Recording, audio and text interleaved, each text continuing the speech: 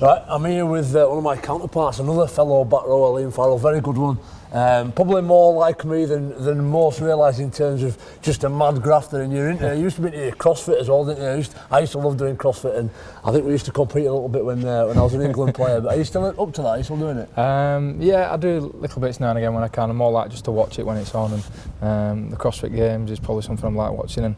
And in Wigan, one of the lads is competing in the game, so I like keeping in contact with him. Yeah. Class. He's I think Rich Froning usually wins it, but he didn't win it this year, did he? The championship. No, he's gone into the team kind of stuff now, so he doesn't do the individuals. But yeah, he's someone I like watching because he's a quite tough competitor, and he grafts. He does do some graft. Does do some graft. A man of the cloth as well. Check him out, Rich Froning, 2000 and forever world CrossFit champion. When you're at a facility like this, we spoke to Brett Ferris a bit earlier about doing weights in like a cryo chamber in the altitude stuff. How good is this facility to get the most out of your body? Well, that's the thing, you can get the most out of yourself. We've got everything from the chamber, we've got a world-class gym, and then all the pitches, they've got the indoor pitches, and then they've got a rehab centre with a pool, hot and colds, everything. I think they've got everything in. It's the best place we could probably be in.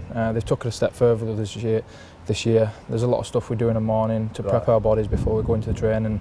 I think all the staff, they've put a lot of effort in to do this, and we've just got to back them up with what we do on the field and perform. And bitters, I remember when we used to train, bitters used to say, right Jonesy, if there's no extras, have you sneaked off and done any extras over here when you've been at camp? Oh, I have to tell him when I'm doing them because he does lose his head a little bit, and you'll know that yourself. So no, I keep him in contact with him when I'm doing them because a few old boys the same as well. There's a lot of nutrition companies out there at the minute, and they try and go into camps like this, rugby union, rugby league or football, whatever it is, and they ask players about what they do on a weekly basis, not just the training but the diet. Is there anything specifically that you're targeting at the minute? For me, it's just losing a bit of body fat because I've been injured for so long. But what are you targeting for this? We're nearly at back end of the year, so I suppose there's not a lot you can do right now, but is there anything that you did coming into camp? Probably the main thing for me is trying to keep my body weight on. Obviously being a smaller back rower, it's one thing you have to try and do is trying to keep your weight on because you're a bit lighter than the rest of them, and especially playing at this level you feel quite a bit smaller than everyone else. Yeah, it is. The main thing for me is probably trying to keep my body weight on, but as well,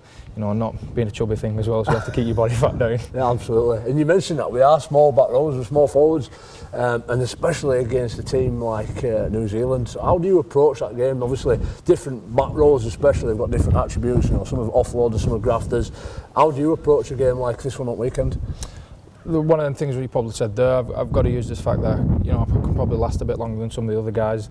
I'm hoping that I'm a little bit fitter than some of them, can move around the field a bit quicker. So that's probably one of the main things I try and use. But I have to be good in D as well because some of them bigger blokes are hard to put down, and especially the middles, they're quite tough and big blokes. So I've got to make sure I'm good on them as well. Certainly. I wanted to ask you about Sean Locken as well. He's been busy today, been getting a bit of treatment.